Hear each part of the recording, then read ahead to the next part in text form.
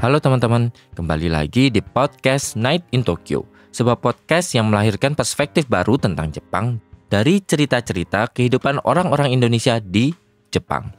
Dibawakan oleh gua, Aiman, host Night in Tokyo.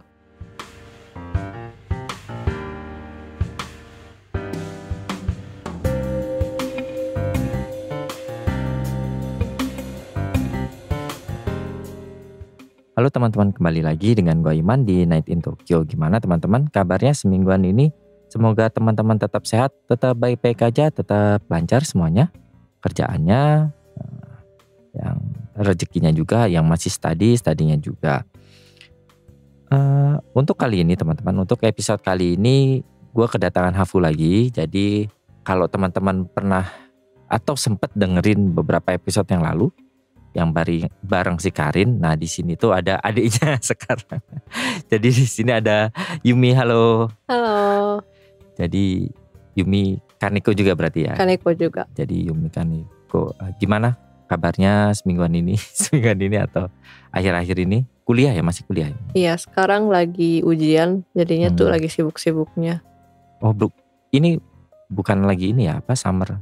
Belum. Aku summer breaknya itu dari Agustus. Oh, dari Agustus. Dan itu cukup panjang ya biasanya? Sebulan setengah. Sebulan setengah. Oh, ada berencana pulang ke Indo? Ada. Dari tanggal 7 aku pulang sebulan. Oh, terakhir pulang ke Indo kapan? Februari tahun ini sih. Oh, cuma sebelum itu justru aku cuma pernah pulang sekali. Jadinya kayak tahun ini kok aku pulang 2 kali gitu. Nah, jadi Yumi sendiri ini ya sama lah ya sama Karin ya, maksudnya ibunya dari ibunya, Jepang dari ibunya, terus berarti barengan ya waktu itu, tahun berapa ya datang ke Jepang? Tahun 2017. 2017 kamu masih? Aku SMP 1 apa 2 deh. SMP 1, 2. Berarti kamu bareng ya, lahir di Indonesia, SD, TK di Indonesia.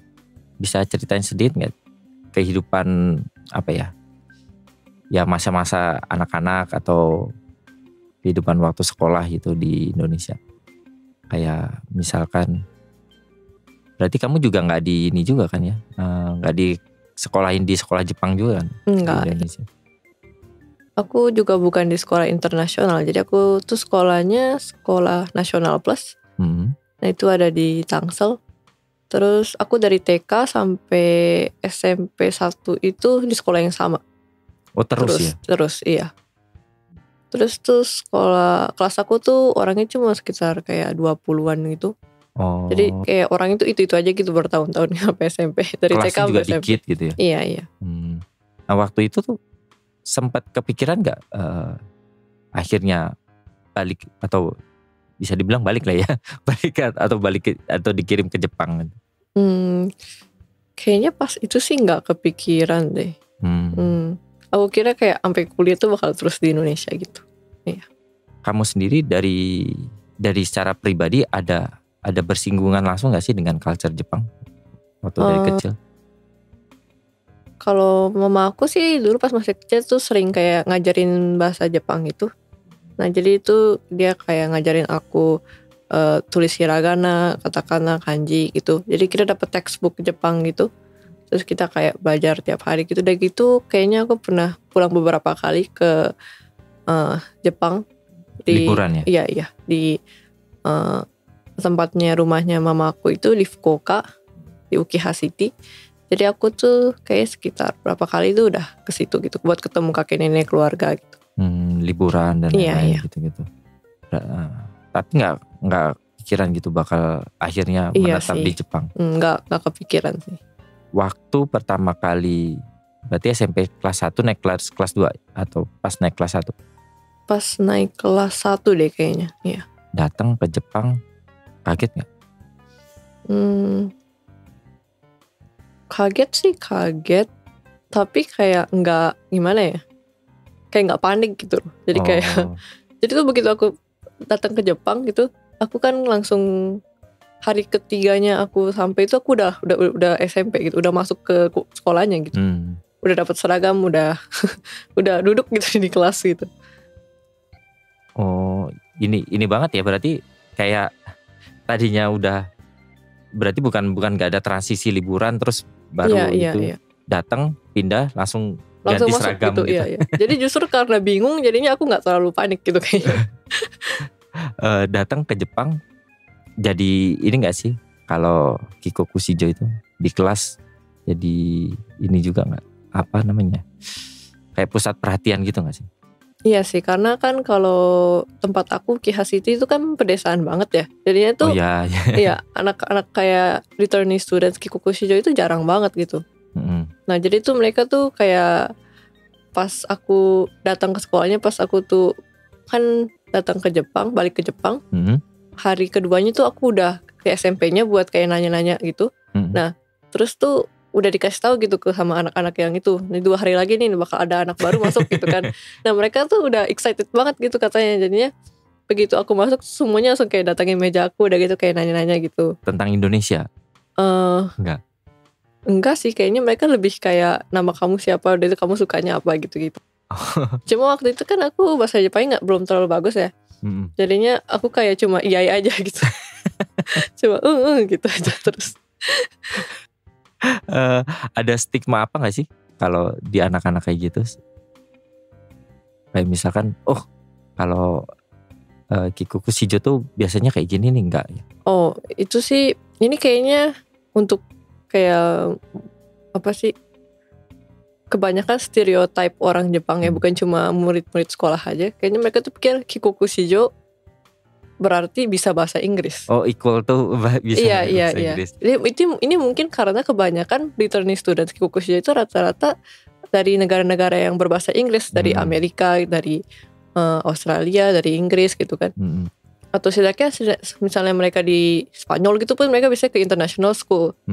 Atau enggak kayak Japanese school gitu kan. Jadinya mereka pikir tuh pasti bisa bahasa Inggris gitu. Nah tapi masalahnya kan untuk case aku ini, aku kan bahasa Indonesia terus gitu kan. Nah jadinya tuh karena mereka pikir aku bisa bahasa Inggris gitu ya. Tapi emang kebetulan aku bisa sih. Jadi gak terlalu bermasalah. Cuma mereka tuh kayak sering nanya-nanya gini, ini bahasa Inggris gitu, iya. pelajaran. Dia kayak Yumi ini bahasa Inggrisnya apa gitu misalnya. Kayak sering banget sih tanyain kayak gitu. Dan kebetulan bisa jawab juga ya. Iya. Udah gitu mereka suka nanya kayak, Yumi kalau misalnya di luar negeri gitu, ini kan mereka bilangnya kaigai gitu ya. Kaigai dewa ie no naka ni kutsu wo haku no. Oh gitu ya. Padahal tipikal. Iya kayak di luar negeri itu kamu harus pakai sepatu di dalam rumah gitu. Padahal kan kalau Indonesia kan kita nggak mungkin. Iya, karena kita kan Asia ya kan. Iya. Iya juga ya. Mungkin stereotip itu kan mereka pikir Jepang itu udah Jepang doang gitu. Iya. Di luar itu ya sama kayak Barat. Padahal di Indonesia juga kita lepas sepatu juga gitu loh. Dan gitu mereka sering nanya shoku wa nani gitu. Maksudnya kayak makanan umumnya itu apa gitu kan. Padahal sama beras juga gitu. Nasi juga gitu. Ada penyesuaian gak? Atau apa? Ada adaptasi juga gak sih kalau waktu SMP awal-awal gitu? Berapa lama gitu? Kesusahan? Kayaknya kayak untuk kayak bahasa Jepang itu buat kayak ngerti gitu, misalnya kayak jokesnya gitu, ngomong sama teman-teman sama guru gitu sih butuh sekitar berapa ya? Ini kayak setengah tahun kayaknya udah lumayan lancar sih. Tapi kayak pas kayak 1 bulan di sana gitu. Nah kayak aku sempet dipanggil ke ruang kepala sekolah gitu kan. Dan itu kepala sekolah aku tanya, kamu gimana gitu kan.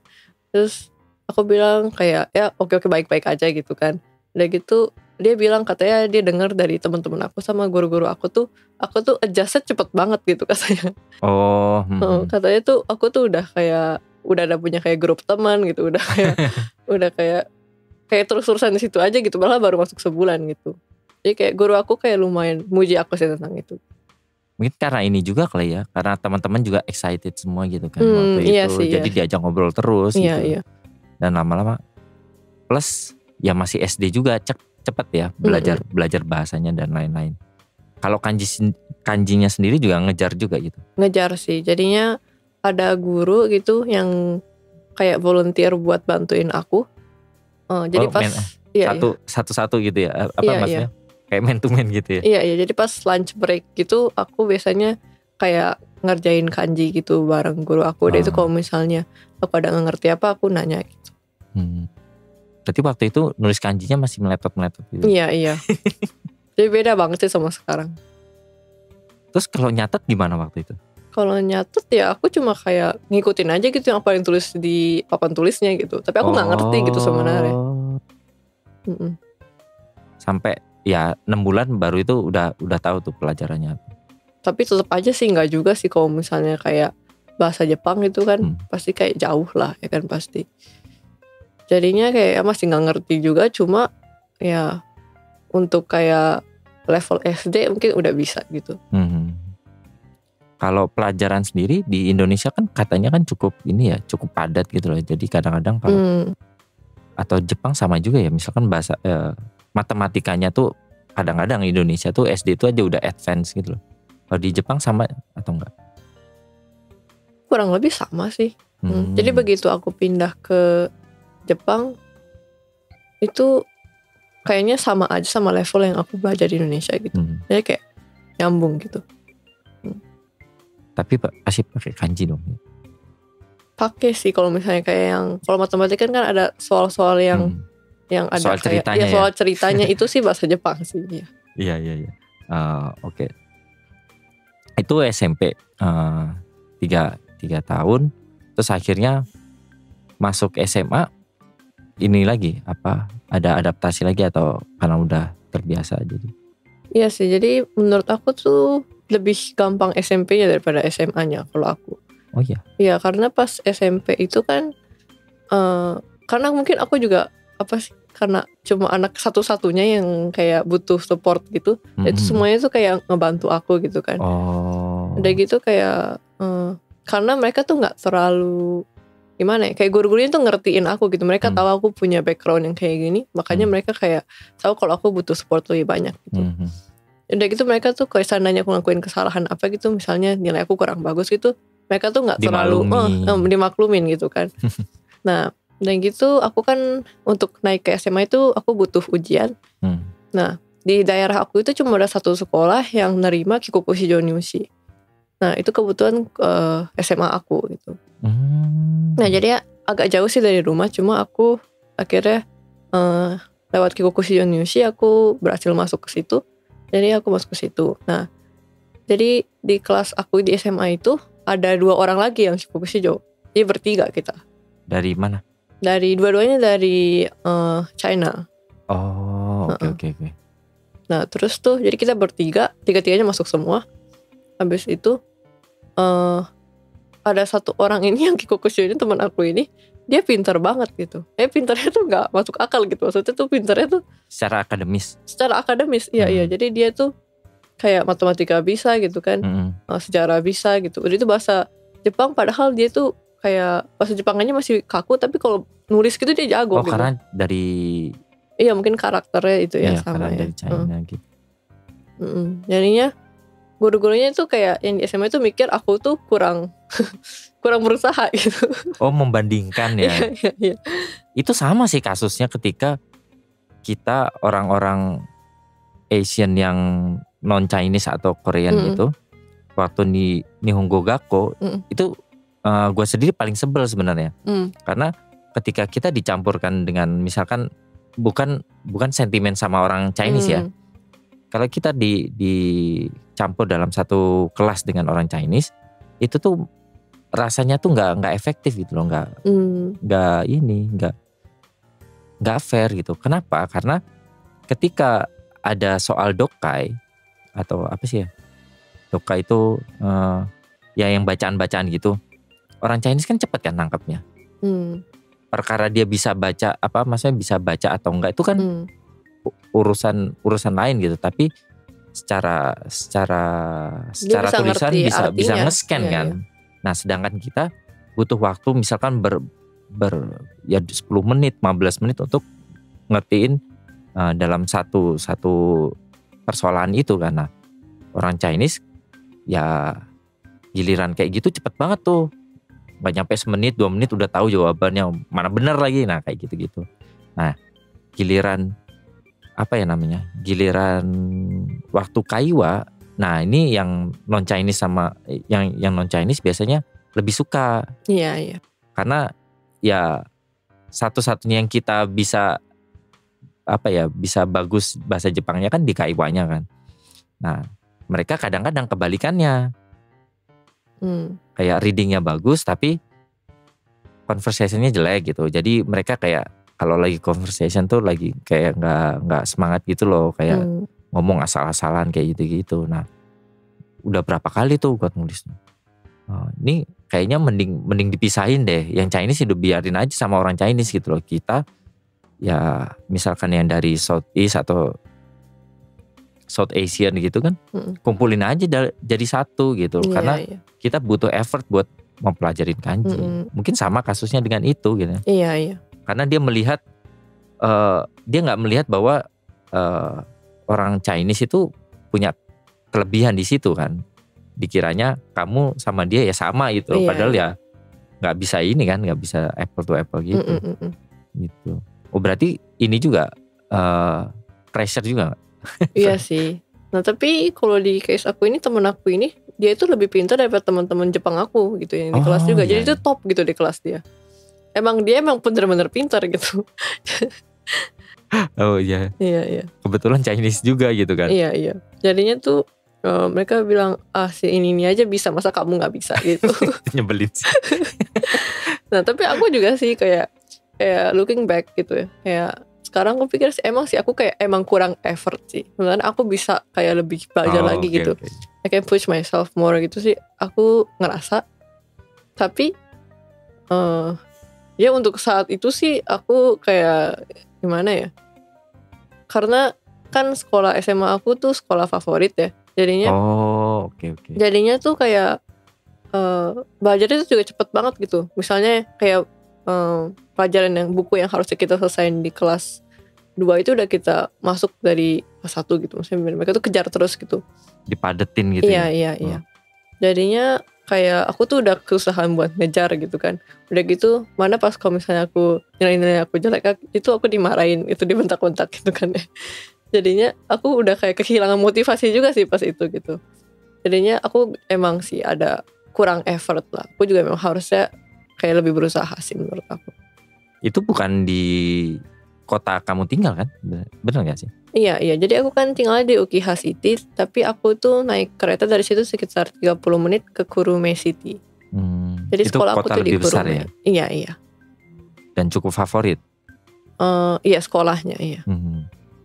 Nah kalau SMA sendiri kehidupan, tapi kamu nggak tahu aja ya? Maksudnya ada gambaran gak sih kehidupan SMA anak-anak di Indo gitu? Gambaran sih ada sih, ya. Ngelihat ini ya sosmednya teman-teman seangkatan gitu. Nah kalau di Jepang sendiri, kalau kita ya mungkin nih kita sebagai orang Indonesia tuh kan melihatnya kebanyakan dari dorama ya. Kalau kalau kehidupan apa sih namanya anak SMA di Jepang itu apakah beneran seperti dorama gitu atau? Aku sih kurang tahu ya kayak dorama-dorama yang yang sering dilihat orang Indonesia itu yang kayak apa. Cuma ya kalau di sekolah aku kan kayak beda lah. Pasti kita nggak boleh cat rambut gitu. Kalau misalnya di drama-drama mungkin kayak mereka rambutnya pirang gitu ya. Cuma itu sih nggak mungkin sih kalau di sekolah biasa Jepang gitu. Kayak rata-rata itu nggak dibolehin. Oh iya, di Jepang juga cukup strict juga ya sebenarnya. Iya. Kayak banyak peraturan juga ya berarti. Iya, kayak terutama di sekolah aku itu emang terkenal sama peraturan-peraturannya yang kalau menurut aku agak nggak masuk akal ya sebenarnya. Kayak misalnya tuh kayak aku kan rambut aku kan warna hitam ya. Emang ada sih kayak anak yang kayak rambut itu tuh emang dari lahir tuh agak kecoklatan gitu. Kalau itu sih nggak masalah gitu ya. Cuma kalau misalnya kayak ikat rambutnya itu harus warna hitam, entah kenapa. Semua anak. Nah jadi aku tuh pernah ditegur gitu karena ikat rambut aku tuh agak warna coklat gitu. Oh coklat tua lah. Iya. Gitu deh. Padahal fungsinya apa juga gak tahu. Gak tahu juga. Emang karena udah peraturannya begitu. Oh mungkin 11-12 sama ini juga sih di Indonesia kalau sepatu harus hitam gitu kali ya. Iya.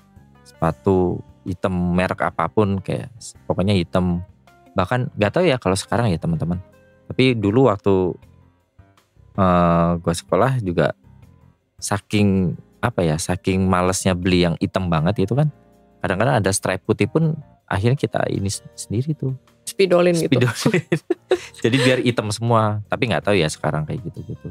Rambut juga kibisi sih, apalagi cowok ya kalau di Indonesia panjang dikit main potong, udah gitu potongnya ngasal kadang-kadang gitu kan di Indonesia.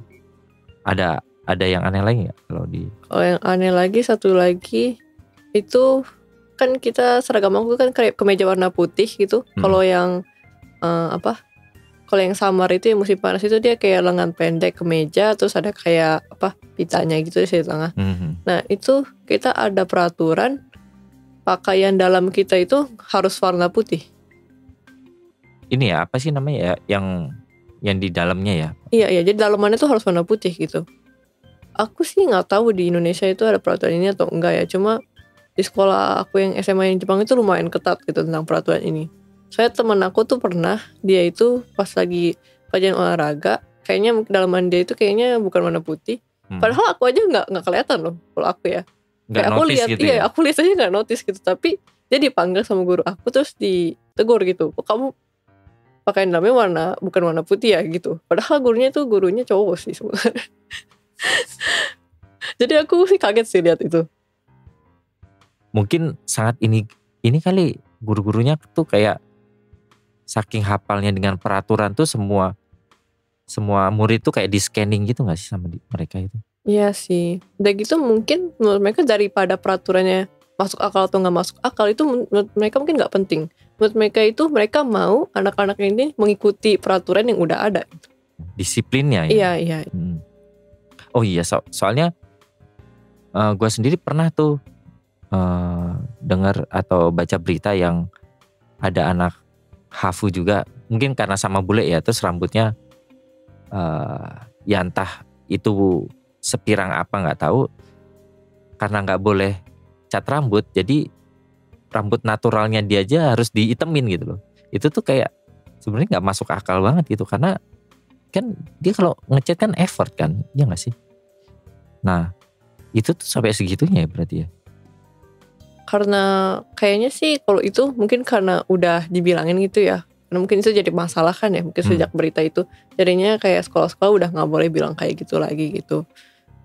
Kayak masalah yang tadi yang peraturan-peraturan aneh yang aku sebut itu juga sekarang tuh lagi sering banget di berita gitu. Kayak buat biar sekolah-sekolah itu gak membuat peraturan kayak gini lagi, harus dihilangkan gitu peraturan-peraturan aneh itu. Ya jadi kayak peraturan aku yang tadi aku bilang itu, sama ada juga sekolah aku juga ini yang SMA itu gak boleh cukur alis gitu. Itu gimana ngeceknya kalau cukur alis? Jadi kita disuruh kayak pas kita kan kayak sebulan sekali itu ada kayak cek seragam gitu ya. Inspeksi ya? Ya inspeksi gitu. Kan sekalian kayak ngecek kuku gitu loh. Oh ya. Kayak, ya kuku masuk akal lah. Iya ya kuku masuk akal lah. Jadi kita kan disuruh berdiri gitu. Nah udah itu dicek panjangnya rok kita, udah gitu sama ngecek. Pakai penggaris beneran? Iya pakai penggaris. Udah gitu cek kuku. Abis itu terakhir itu kita disuruh kayak kalau misalnya ada yang punya poni disuruh kayak dibuka gitu lihat dahinya, terus dicek satu-satu gitu loh. Nah itu aku nggak tahu gimana caranya mereka tahu yang udah dicukur sama yang belum dicukur ya kalau aku. Ya gak sih? Kayak gimana caranya mereka tahu gitu? Mungkin karena ada ininya kali ya, yang tubuh-tubuh tipis-tipis gitu kali ya. Mungkin sih. Ya nggak tahu lah tapi. Ya, tapi bisa jadi ada orang yang kayak emang udah dasarnya begitu ya. Oh yang alisnya tipis gitu ya. Iya. Jadi tuh ada temen aku tuh satu orang alisnya tuh bagus banget gitu. Jadi alisnya tuh rapi banget, bagus banget kan. Jadi dia tuh sering banget dikena di inspeksi itu. Dia bilang kamu pasti cukur alis ya gitu. Oh enggak, ini aku emang udah dasarnya begini gitu kan. Kasian banget. Kasian banget sih itu. Oh itu sekolahmu yang emang kibisi banget atau strict banget atau memang seluruh Jepang kayak gitu? Kalau kata aku sih makin desa makin strict sih kalau kata. Mungkin lebih konservatif kali ya? Iya lebih konservatif. Apalagi kalau misalnya di area Kyushu itu, di area yang aku tinggal itu emang agak terkenal dengan karena konservatif gitu sih. Cuma ya sekarang sih kayak udah lumayan udah lumayan diganti gitu regulasinya karena emang karena disorot media terus iya kali ya. iya karena dibilang sama dari membuka Gakushonya juga gitu nggak boleh kayak begitu gitu. Sama dari Kyoiku Inkainya juga dibilang untuk dikurangin gitu hal-hal yang kayak gitu. Jadi nggak tahu deh, mungkin bisa jadi SMA aku sekarang udah nggak ada peraturan-peraturan kayak gitu lagi sih. Coba pas aku kan lulus 2021 ya, pas itu sih masih ada. Ya. 2001 kan masih 2 tahun yang lalu. Iya sih. Iya sih, tapi bisa jadi mungkin udah ada perubahan ya. Bisa jadi ya. Kalau kehidupan remaja sendiri cukup normal atau gimana? Atau karena saking striknya semuanya pada belajar doang atau gimana gitu? Kalau sekolah aku tuh emang mereka itu kan namanya sekolah favorit, mereka itu kayak tujuannya itu semua murid itu masuk kuliah gitu. Dan kuliahnya tuh kayak yang ya di atas rata-rata gitu ya. Kayak itu kayak apa sih tujuan mereka lah ya kan. Ini ya universitasnya yang bagus kayak Todai gitu. Iya, kayak mereka emang kayak apa sih encourage kita buat masuk ke kuliah gitu. Nah, jadinya itu dia sebabnya kita tuh ngejar pelajarannya cepet banget biar kita bisa lebih cepet buat belajar persiapan ujian kuliahnya itu. Ujian masuknya. Iya. Nah, jadinya karena itu sekolahnya itu sering banget kayak pressure kita gitu ngomongin tentang ujian kuliah terus gitu kan. Kalau di Jepang itu namanya dulu itu Sentashken, kayak UN gitu ya. Iya. Nah sekarang itu namanya Kyotsu Testo. Di tahun aku namanya berubah jadi Kyotsu Testo, tapi sama aja sebenarnya ujian negara gitu ya. Kayak ujian buat masuk ke kuliah gitu. Iya. Jadi kayak tapi itu bukan ujian itu. Lulus ya? Atau ujian masuk? SPMB kayaknya ya? Ya ujian masuk sih kalau ujian itu. Masuk. Iya. Perguruan tinggi negeri SP. Ya itulah. Iya itulah. Iya. Pacaran gitu ada juga nggak kalau di tempat kamu? Ada sih, kalau mereka kan nggak bisa bikin peraturan kayak nggak boleh pacaran itu kan udah. Iya. Itu melanggar hak asasi manusia ya kalau itu. Jadinya sih kayak gitu sih nggak ada. Jadi ada lah di kelas aku pasti kayak beberapa orang itu ada yang pacaran gitu. Kayak lumayan umum, cuma pasti mereka tuh lebih fokus ke belajar gitu karena emang secara environmentnya itu emang kita suruh difokusin ke belajar gitu. Pacarannya belajar bareng gitu. Iya kayak gitu sih. Ya. Kayak gitu. Ini juga nggak sih kalau di sekolah Jepang ada bully-bullyan gitu? Kalau bully sih, kalau di SMP sih ada ya kayak anak-anak yang kayak geng-geng gimana sih kayak nggak jelas gitu yang suka kayak sok keren gitu kayak suka. Cowok-cowok gitu. Iya. Yang kayak motor-motoran gitu ada sih. SMP udah motor-motoran? Ada, cuma kayak itu sih bener-bener kayak anak yang jarang ke sekolah gitu loh. Iya, geng motor kan banyak dari sana ya. Iya, kalau di Jepang itu biasanya kita sebutnya Yankee. Iya. Yang mungkin teman-teman kalau penasaran, pokoknya kalau di YouTube atau di video tuh yang kayak motornya stangnya panjang kayak gitu-gitu ya. Iya kayak gitu-gitu. Yang suka ditangkepin polisi itu ya. Itu sih ada, tapi kayak anak-anak itu kan juga kayak nggak rajin ke sekolah juga gitu. Itu namanya juga SMP kan wajib sekolah gitu ya. Jadinya kayak mereka pasti bisa lulus lah gitu kan, namanya kan wajib sekolah 9 tahun gitu. Cuma kalau SMA itu karena udah difilter ya, karena kan udah harus ujian dulu buat masuk ke SMA-nya.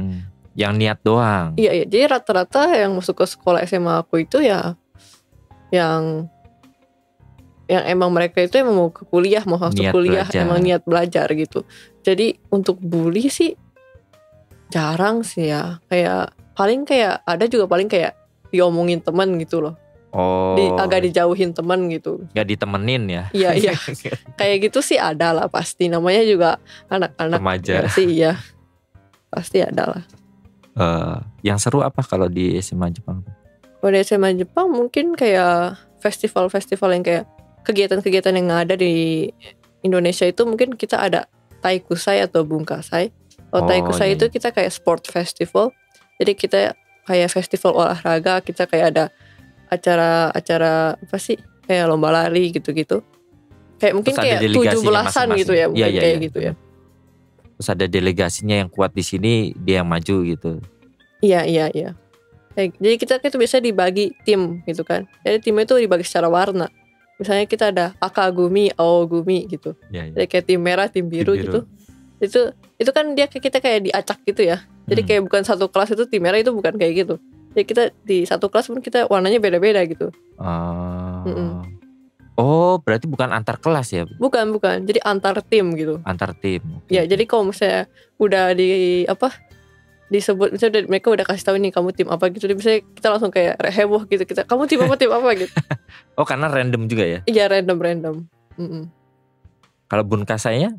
Kalau bungkasanya sih biasanya kita kayak jualan-jualan makanan, minuman gitu. Terus kayak ada pentas-pentas seni gitu. Oh iya benar-benar. Itu bukannya biasanya ada orang luar datang gitu gak sih? Ke bungkasanya? Iya sih, biasanya kayak orang tua murid gitu sama orang-orang yang tinggal di dekat sekitar area sekolah itu biasanya datang gitu. Kalau kamu apa waktu itu? Kalau aku kan dulu kayak masuk ke klub yang kayak bikin kue gitu ya. Jadi kita biasanya jualan cookies gitu kalau lagi bungkasai. 3 tahun tuh jualan cookies terus tiap bungkasai? Enggak, kita kalau gak salah 2 kali jualan cookies, sekali kita jualan apa ya? Kayaknya bukan cookies gitu, kita kayak bikin kerajinan tangan kayak gantungan kunci gitu. Oh iya. Itu SMA. Terus sekarang pindah jauh nih ke Tokyo. Iya. Ada perbedaan gak sih di Kyushu dengan Tokyo sendiri? Ya, Metropolis. yang pasti kayak yang beda banget itu ya kayak kan kalau Tokyo kan kota banget ya. Kalau tempat yang aku tinggal itu kan benar-benar desa ya. Jadi kayak cuma apalagi kalau di Ukiha City itu paling cuma rumah, sawah, gunung, sekolah ada itu. Udah gitu supermarket gitu. Museum sih paling kayak ada sih kayak buat history Ukiha City gitu sih ada gitu. Terus kalau di Tokyo kan banyak gedung-gedung tinggi gitu. Jadi itu kayak aksesnya tuh lebih gampang gitu. Kalau di Ukiha City Eki yang di dekat aku, stasiun yang dekat rumah aku itu biasanya keretanya cuma 1 jam 2 kali apa sekali gitu. Oh iya, intervalnya pendek sedikit. Iya. Oh. Kalau misalnya Tokyo kan nggak mungkin, pasti kayak setiap 5 menit sekali pasti datang gitu. Iya, Yamanote mah malah nggak ada jadwalnya sama sekali kan? Iya. Dia datang terus. Lah hiburannya apa? Kalau di sana? Kalau di sana kita ada kayak mall-mall kayak Yume Town, Ion Mall gitu. Oh iya. Ya gini teman. Gitu doang. Teman-teman kalau ke Jepang tiba-tiba nemu Ion Mall, itu tuh biasanya bukan kota gede ya. Iya. Itu tanda-tanda kamu ada di desa. Iya. Benar banget. Itu tuh kita juga baru ngehnya di Jepang gitu loh. Kok kayaknya di Tokyo nggak ada Ion ya? Maksudnya ada Ion tuh malah bagian Ionnya itu kayak My Basket itu kayak supermarket gitu, tapi mallnya tuh nggak ada. Tapi ketika kita pergi ke tempat yang lebih jauh atau lebih kecil kotanya dari Tokyo, malah banyak Ion Mall. Iya. Ini mau. Nah itu tuh indikasinya kalau ya benar. Kita nggak tinggal di kota metropolis lah ya. Iya. Itu ada Ion Mall. Iya. Jadi misalnya aku tuh pas kayak SMP SMA gitu, misalnya aku main gitu ke mall yang deket rumah itu pun paling deket tuh kayak sekitar 1 jam pakai mobil gitu. Oh, pakai mobil. Oh, berarti ini ya ke rumah Saka ya? Ke Kurume, iya. Enggak, apa sih? Di kota itu orang beraktivitasnya pakai mobil berarti ya, mana-mana. Iya. Terus itu pun kayak misalnya Sabtu Minggu aku main ke sana pasti setidaknya ketemu teman-teman sekolah aku tuh bisa 3 kali 5 kali karena semua orang tuh ke situ. Ke situ ya. Tempat mainnya cuma itu aja gitu. Oh. Di food court ketemu mereka gitu. Di food court ketemu mereka gitu. Tapi ada bioskop juga di sana. Ada ya. Kalau di Kyushu yang paling besar tuh apa sih kotanya? Kayaknya Fukuoka emang lumayan besar sih, cuma Fukuoka ya. Cuma kalau Fukuoka yang sempat aku tinggal kan emang agak pedesaan. Cuma kalau misalnya di Fukuoka nya itu sih yang ada airportnya ya. Itu sih kota sih, yang di area Hakata, Tenjin itu kota. Oh iya. Iya. Makanya ada sister grupnya AKB-nya di sana. Iya. Oh, dari situ berapa jam? Berapa lama? Sekitar 2 jam ada kali. Naik mobil? Enggak, naik kereta. Jauh sih. Jauh. Berarti dari Indonesia dulu turunnya di sana naik pesawat. Iya, dari Fukuoka ya. Udah itu dari Fukuoka ada kayak bus Kosoku itu. Kosoku Oh langsung bus, ya? Nah kalau di Tokyo apa yang membuat kaget atau apa gitu?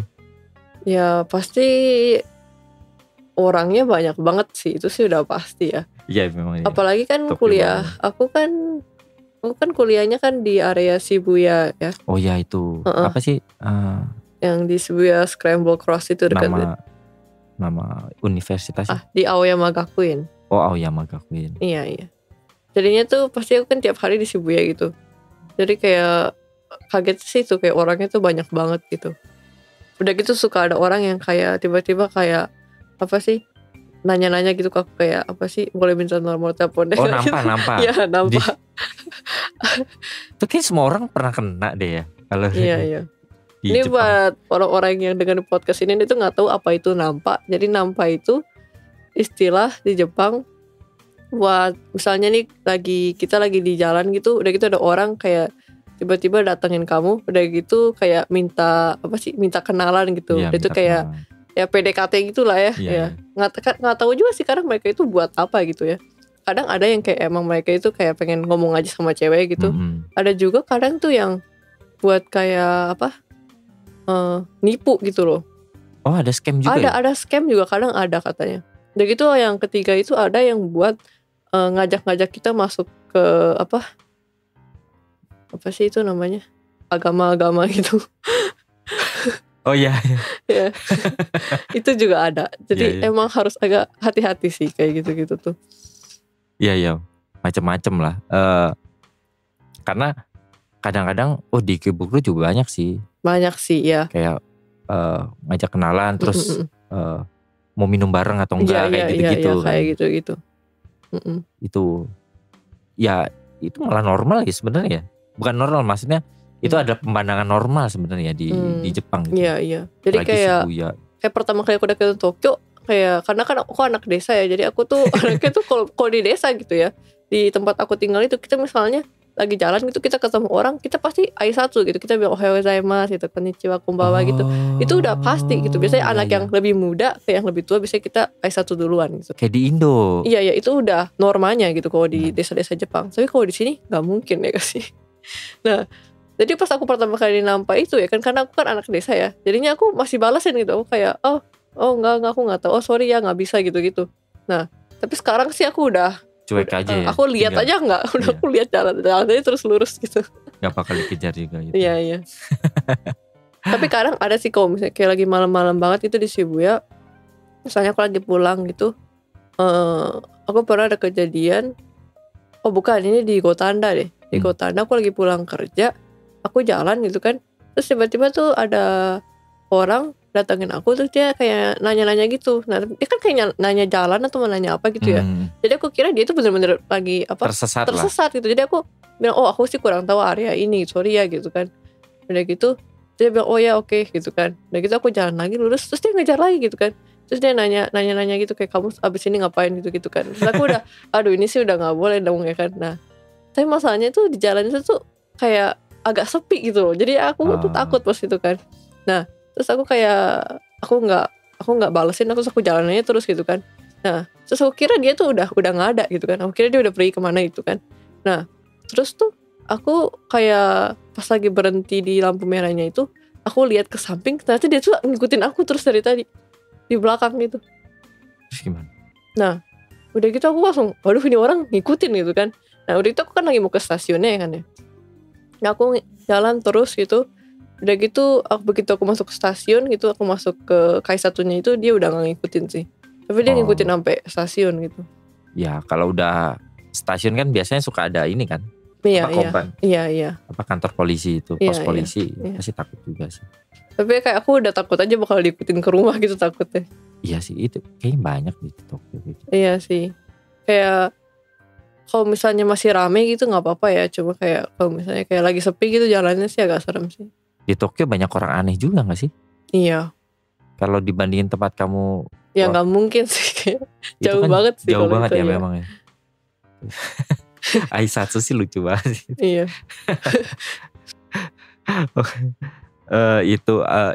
Ini juga nggak sih? Ada adaptasi juga nggak sih? Meskipun dari Fukuoka ke Tokyo gitu.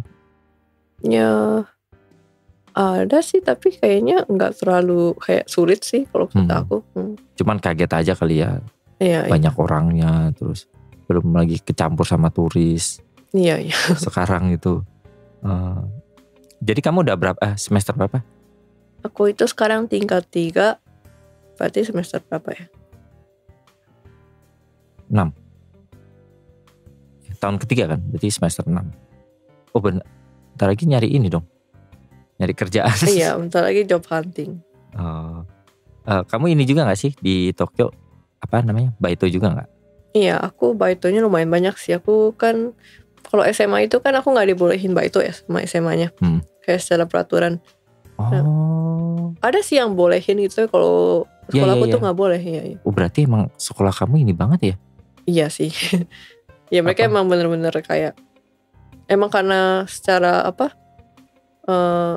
prestis ya? Iya. Udah gitu mereka sekolahnya tuh udah lama banget. Udah kalau nggak salah tahun ini tuh udah 110 tahun atau berapa gitu. Jadi emang udah lama gitu. Itu kayak mereka ada pride gitu loh buat kayak sebagai sekolah favorit di situ gitu. Meluluskan murid terbaik lah. Iya mungkin ya. Padahal kalau kata aku mah nggak gitu-gitu banget. Aku kayak tuh aja paling cuma kayak satu orang gitu. Iya, tapi kan kalau dilihatnya ke sana, iya sih, mungkin ya. Cukup prestis itu. Padahal di sana juga ada juga ini ya. Apa sih namanya? Kampus yang besar juga kan nggak sih? Di Kyushu sana. Kyushu Daigaku ya. Apa ya? Yang banyak gaijinnya juga. Aduh aku nggak. EPU. EPU, ya EPU tuh lumayan deket deh dari aku. Dia di Oita ya. Kurang tahu sih di mana. Iya, dia di Oita. Apa sih namanya kalau bahasa Jepang? Retsumeikan nggak? Iya ya.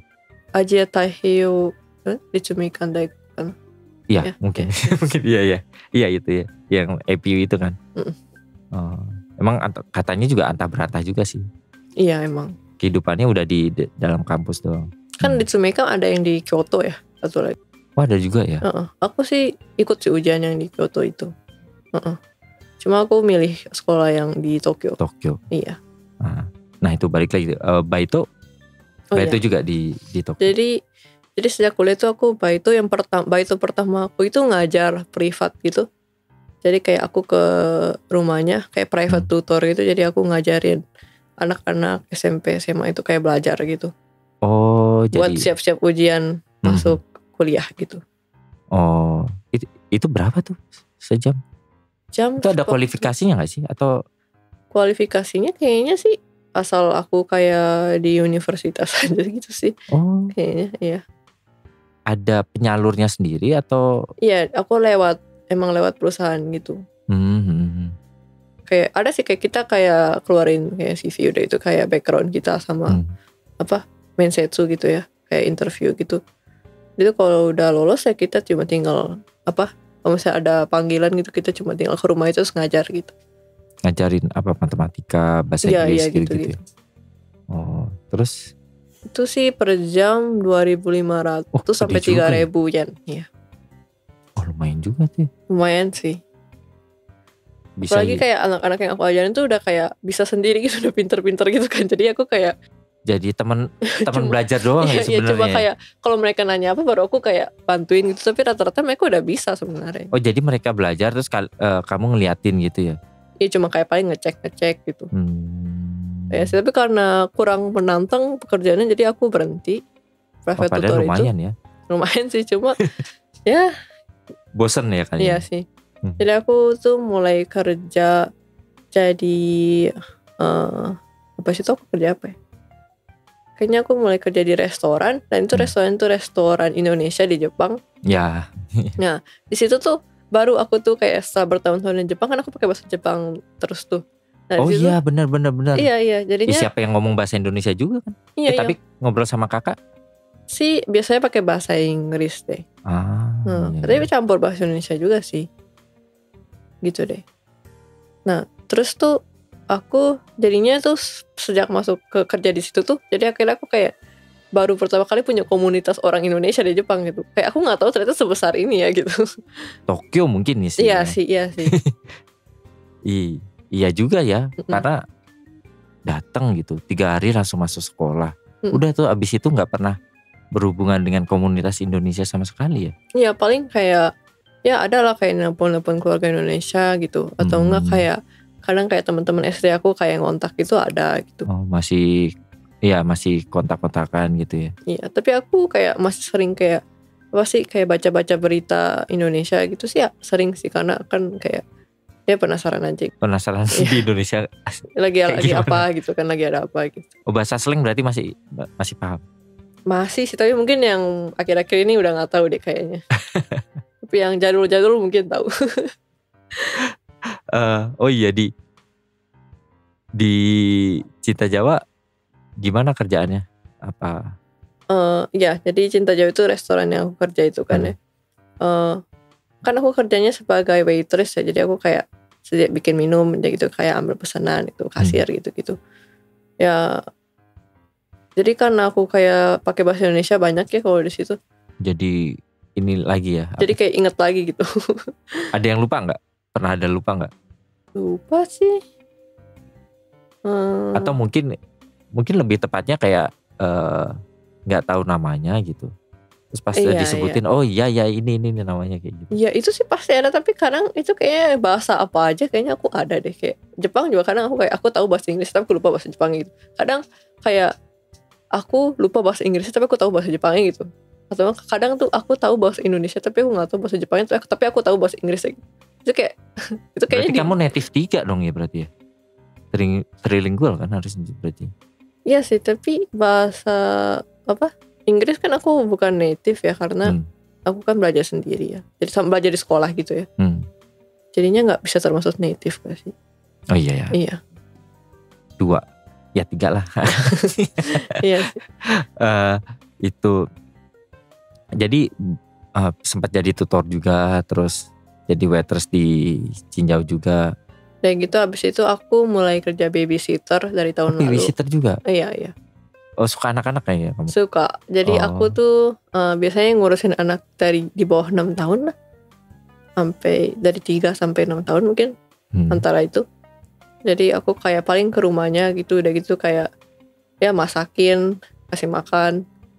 Terus main. Oh kamu masakin juga ya? Iya, mandiin, tidurin. Udah gitu tunggu orang tuanya pulang gitu. Oh berarti gak ada orang di rumah? Nggak ada. Jadi itu maksudnya karena gara-gara itu makanya mereka manggil babysitter. Karena biasanya tuh orang-orang yang pakai servis aku itu orang tuanya tuh dua-duanya kerja. Kebanyakan tuh kayak mungkin orang tuanya dua-duanya dokter gitu. Oh. Jadi operasinya tuh nggak tahu bisa sampai jam berapa gitu misalnya. Oh berarti bahkan apa sih kalau yang penitipan anak pun karena nggak semalam itu juga kali ya? Iya bisa jadi ya. Tapi karena mereka tuh emang udah ke sekolah, mereka emang udah ada sekolahnya juga gitu. Jadi biasanya aku kadang tuh jemput mereka dari sekolah sekitar jam 3-an gitu, jam 2-an. Jam umurnya 4-5-an deh. Oh TK berarti ya? Iya. Masih pakai yang kuning-kuning itu? Iya. Topinya. Tapi kebanyakan anak-anak yang aku urusin sih kebanyakan sekolah internasional ya.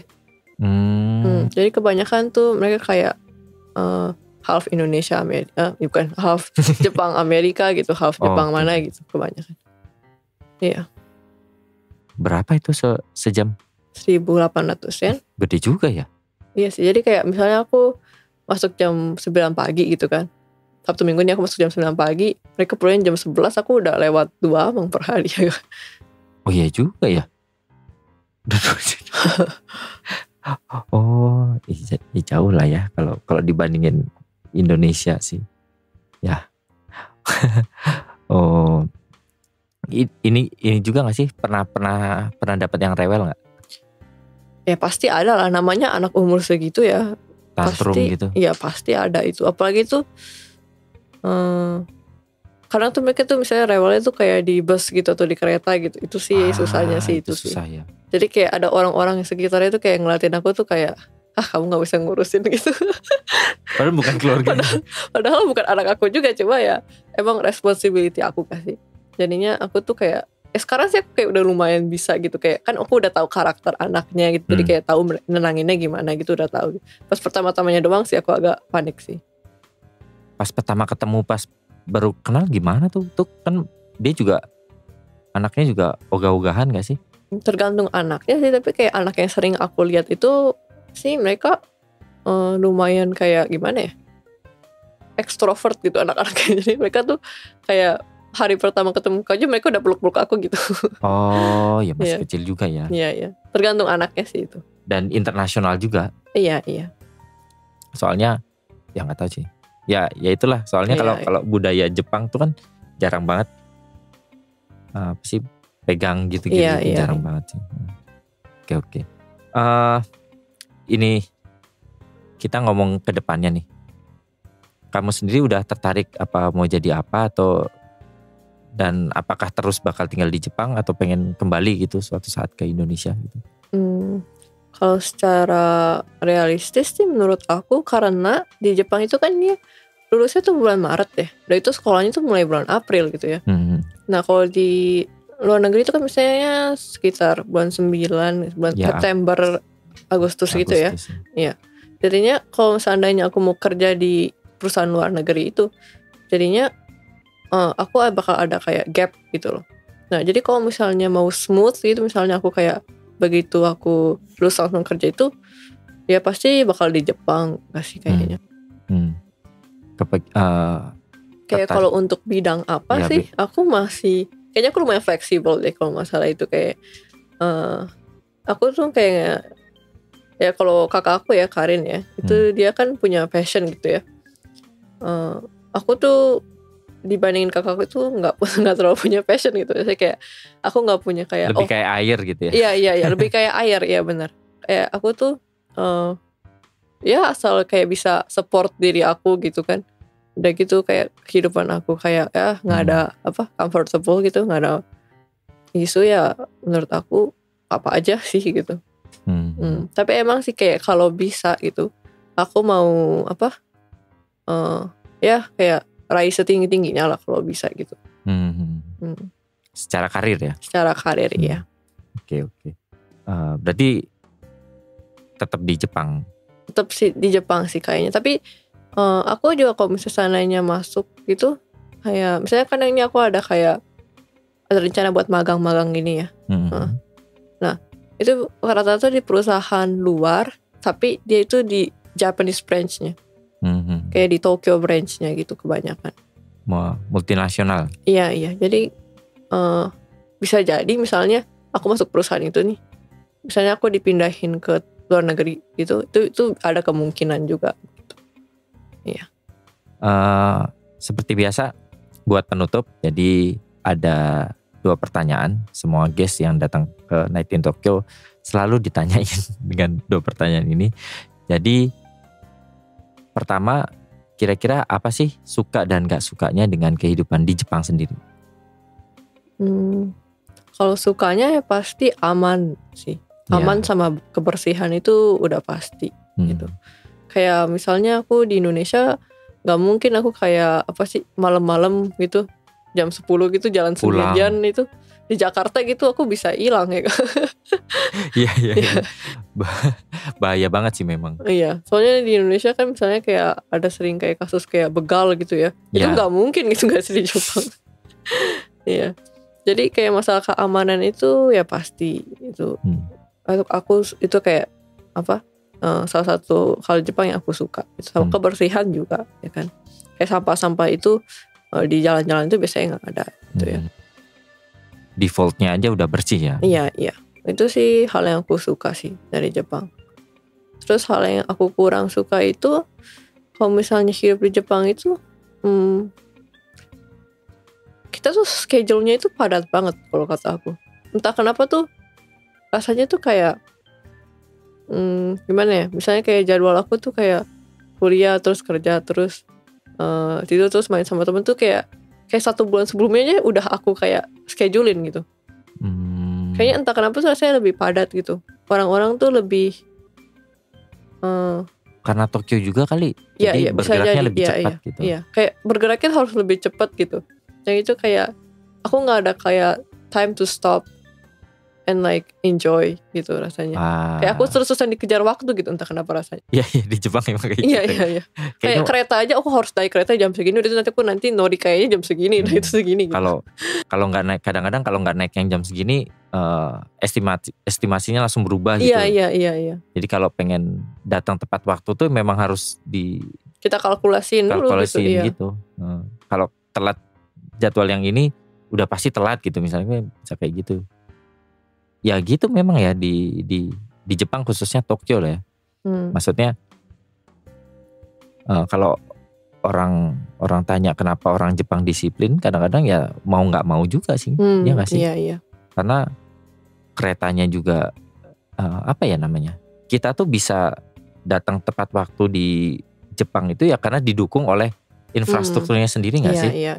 Kalau di Indonesia se-effort apa kita buat datang tepat waktu gitu loh. Kadang-kadang yang lain juga masih sejam sebelum, ada yang baru OTW pun kemungkinan itu baru bangun ya. Belum mandi gitu ya. Baru mandi gitu. Ya gitu, ya memang kenapa orang Jepang sendiri juga bisa tepat waktu ya keretanya sendiri juga bisa diandalin juga sih. Apalagi kalau misalnya seandainya kereta telat pun mereka bakal keluarin cienso. Iya. Keluarin kayak kertas gitu buat apa sih? Kita bisa kasih ke tempat kerja kita atau ke sekolah kita, membuktiin kalau kita itu keretanya itu telat gitu. Soalnya kadang-kadang kalau ada kecelakaan itu kan bisa sejam 2 jam kan gitu. Iya. Dan kita nggak bisa ngapa-ngapain nih memang kadang-kadang. Mau naik taksi pun mahal. Jalan masih jauh kan bisa jadi kayak gitu. Jadi itu sih kayaknya hal yang aku nggak terlalu suka dari Jepang. Itu ya rasanya kayak dikejar-kejar waktu. Ya pace-nya cepat banget sih. Cepat ya. Atau di Fukuoka gitu juga? Kayaknya di Fukuoka juga gitu sih pas selama aku sekolah itu. Ya, karena sekolah kamu itu juga. Iya sih ya. Mungkin ya. Kalau mana kalau di tempat nenek kamu kan mungkin pace-nya lebih. Iya sih, emang lebih santai sih. Lebih santai. Nah kalau Indonesia sendiri apa yang suka dan gak suka dengan kehidupan di Indonesia? Kalau sukanya sih aku suka mungkin budayanya ya, sama kayak makanannya gitu. Kan makanan Indonesia tuh kan enak-enak ya. Kayak makanan pedas gitu, kayak banyak bumbu-bumbunya gitu. Kalau di Jepang tuh kan lebih bland kalau kata aku. Jangan itu salah satu motivasi kamu juga baito di restoran di Indonesia. Iya sih, itu juga sih. Nah itu sih aku suka sama orang-orangnya tuh. Pasti kayak kemana-mana tuh mereka kayak ramah gitu. Itu sih kayak menurut aku salah satu value gitu di orang-orang Indonesia yang mungkin kurang ada di orang-orang yang dibandingin sama orang-orang di luar negeri gitu. Ramah ya? Iya sih memang ramah. Cuman kadang jadi keramahan juga. Iya sih. Kepo gitu. Macam-macam lah. Nah, kalau ininya sendiri yang nggak suka dari kehidupan? Nggak sukanya, kalau misalnya apa ya, kayak kehidupan sehari-hari sih kayaknya aku kayak kurang ini gitu sih, aku nggak tahu gitu. Cuma kalau lihat dari secara negara gitu sih mungkin korupsinya kali ya. Ya. Saya kayak apa sih, kita ditilang polisi aja kita kasih 100.000 udah lewat gitu. Mending 100.000. Harusnya kamu kalau ditilang polisi itu jangan ngeluarin cash. Ya anggapnya waktu itu aja temen cerita itu ditilang. Ya udah kamu punyanya berapa? Di sini 20. Gak ada 20. 5.000 tinggal selembar itu aja diambil loh. Serius? Iya. Ya nggak tahu ya sekarang Pak. Itu kan cerita lama juga. Maksudnya saking motivasinya itu bukan cuma itu doang gitu ya. Saking motivasinya itu bukan mendisiplinkan, cuma cari duit. Di dompet ada 5.000 doang pun diambil sama dia gitu. Iya. Iya sih. Gitu. Ya mungkin karena negara muda juga kali ya Indonesia. Iya, itu juga ada. Kayak mungkin orang-orang yang ngelakuin hal-hal. Jadi kayak aku tuh bukannya apa ya? misalnya aku betul bukannya bilang kayak polisi-polisi itu orang yang gak baik karena mereka itu ngelakuin korupsi. Aku itu lebih oknum juga. Aku tuh lebih ngomongin tentang masalah secara negaranya keseluruhan, secara sistemnya keseluruhan. Oh iya, sistemnya ya. Iya, karena kayak mereka itu korupsi itu bisa jadi berarti mungkin karena mereka nggak punya pilihan, bisa jadi. Mungkin karena mungkin secara gaji itu mereka itu nggak kayak gaji sama dibandingin sama harus mereka mungkin harus ada keluarga gitu kan. Sama kehidupan sehari-harinya, biaya kehidupan sehari-hari sama gajinya mungkin tidak sebanding, ya kan? Jadi mungkin mereka nggak punya pilihan buat harus melakukan hal-hal seperti itu, gitu kan? Bukan sesuatu yang baik sih, tapi mungkin kita harus evaluasi lagi gitu, kayak apakah sistemnya benar? Iya. Apakah mereka itu tidak punya pilihan buat melakukan hal itu? Kayak apa alasan mereka kayak gitu kan? Kita harus ubah keseluruhan mungkin ya. Rumit sih, memang karena gimana ya? Gue sendiri pernah dengar ada salah satu obrolan orang. Dia itu kerja sebagai konsultan politik, bukan konsultan pemilihan lah misalkan. Modal kamu untuk menjadi bupati ya mungkin kotanya juga nggak gede-gede banget gitu. Itu aja udah menyentuh lebih dari 5M. Sedangkan gaji kamu berapa? Itu tuh benar ruwet karena memang bukan nggak ada ya.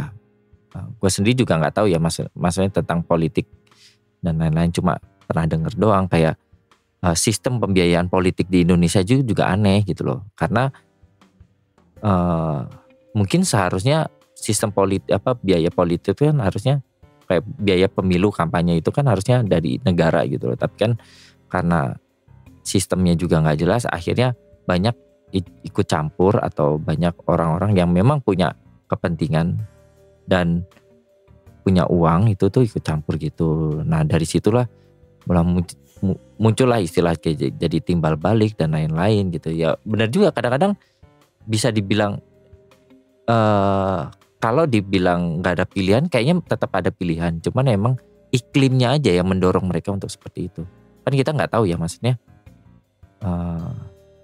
Bayangkan kamu menjadi orang yang paling baik di geng orang-orang kriminal gitu.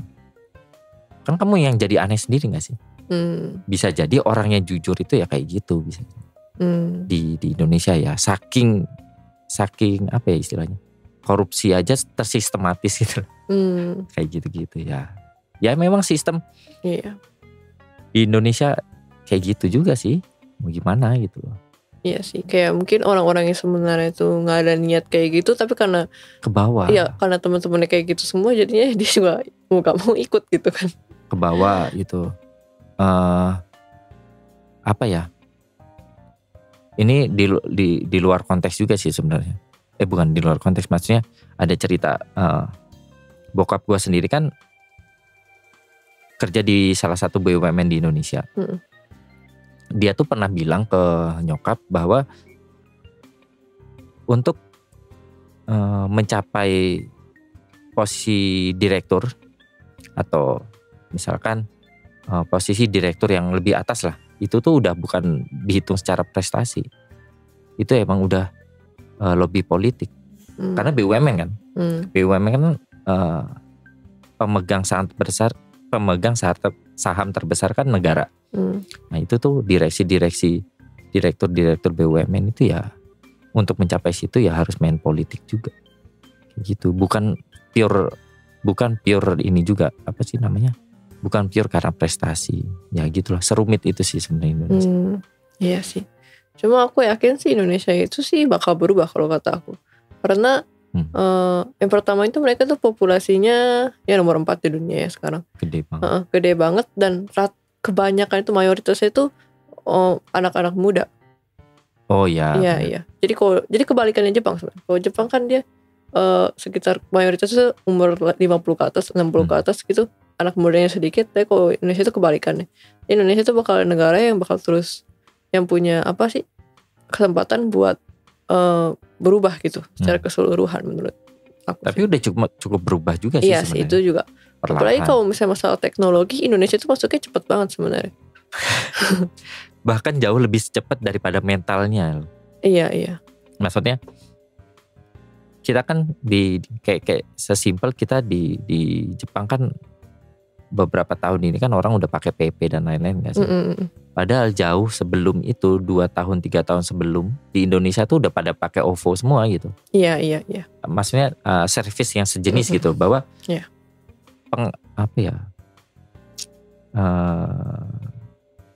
Melek dengan teknologi itu Indonesia memang lebih cepat. Cuman kadang sistemnya nggak siap gitu. Sistem nggak siap, terus kadang-kadang secara karena nggak dididik untuk menggunakan teknologi dengan bijak, kadang-kadang perkembangan teknologi yang datang ke Indonesia itu jauh lebih cepat daripada mental kita siap menerima itu atau enggak. Iya. Yang pasti itu juga penting sih gitu. Cuma kalau masalah mereka bisa masuk dengan cepat itu kan emang benar gitu kan. Udah gitu adaptasinya juga menurut aku lumayan cepat karena anak-anak muda semua kan. Iya. Jadinya itu salah satu hal yang positif sih menurut aku. Iya. Positif. Apa sih namanya? Positif banget, cuman ya kadang-kadang ya gitulah. Iya sih. Jadi kayak asal kita kayak mungkin punya regulasi gitu, kayak lebih diketat lagi kan. Iya, mungkin itu ya sih. Ya, karena memang jauh lebih bagus. Regulator ya, pemerintah secara regulator tuh kadang-kadang ya nggak tahu mungkin sibuk. Iya mungkin ya. Apalagi bentar lagi politik bentar lagi pemilu, nah ini pasti ini. Iya. Mulai muncul lagi isu-isu. Ya Indonesia sebenarnya nggak jauh-jauh dari agama nggak sih sebenarnya. Iya sih, karena aku kan mulai kerja di restoran itu ya. Jadinya aku kayak punya komunitas Indonesia lagi. Jadi pertanyaan yang bikin aku kayak culture shock lagi, padahal aku di Jepang loh. Ya kan? Oh, ditanya agama? Ya, aku ditanya, Yumi kamu agamanya apa gitu. Aku tuh udah bertahun-tahun gak dengar pertanyaan ini. Aku kaget gitu. Oh ya gitu. Aku udah lupa tentang konsep ini gitu loh. Kayak menanyakan agama gitu. Kayak bukannya ini kayak sesuatu yang buruk atau gimana. Aku cuma kayak gimana, ya memang gak gitu, common aja di Jepang. Iya, gitu. Karena kayak udah lama gak denger gitu.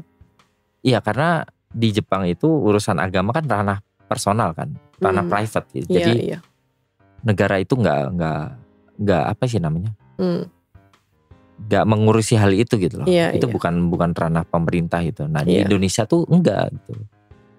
Karena Indonesia itu kan juga wajibkan buat punya agama. Kalau di Jepang itu tidak diwajibkan. Iya, sesimpel KTP ada agamanya. Ada agamanya kan tuh berarti pemerintah sendiri pengen mengatur kepercayaan orang juga ya.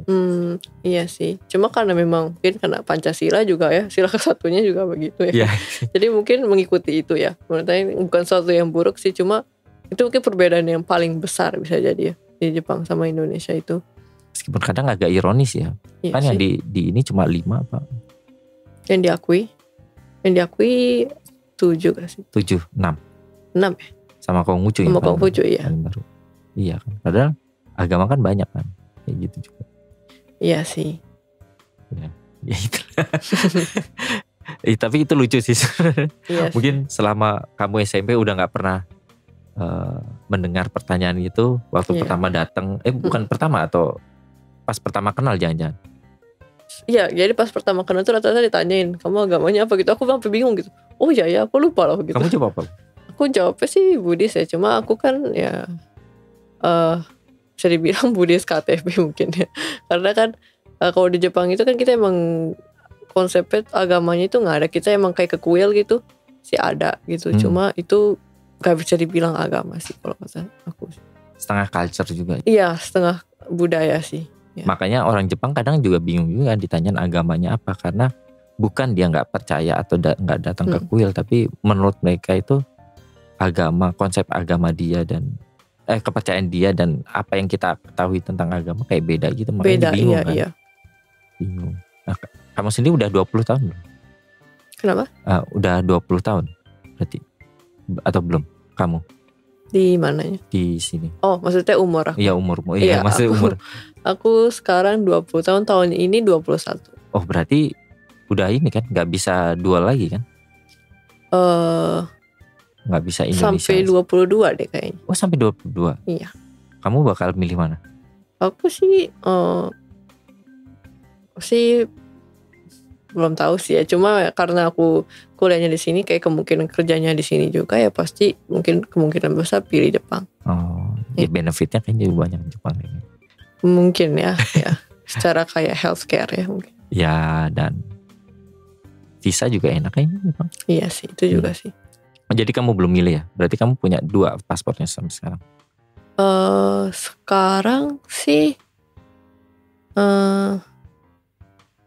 iya. Cuma mungkin pas 22 baru milih. Ya. Nggak ada KTP kan berarti? Belum pernah bikin berarti? Iya. Oke. Ya oke, itu aja teman-teman buat episode kali ini. Terima kasih Yumi udah datang berbagi ceritanya di Night in Tokyo. Dan terima kasih juga buat teman-teman yang selalu setia dengerin Night in Tokyo. Semoga ceritanya bermanfaat. Kamu sendiri keberatan buat share sosmed atau apa gitu? Kalau sosmed mungkin Instagram ya. Instagram aku sih di privat sih, tapi boleh kok aku accept gitu ya. Ya nanti ya. Aku taruh di deskripsi aja kali ya. Oke. Kayak gitu.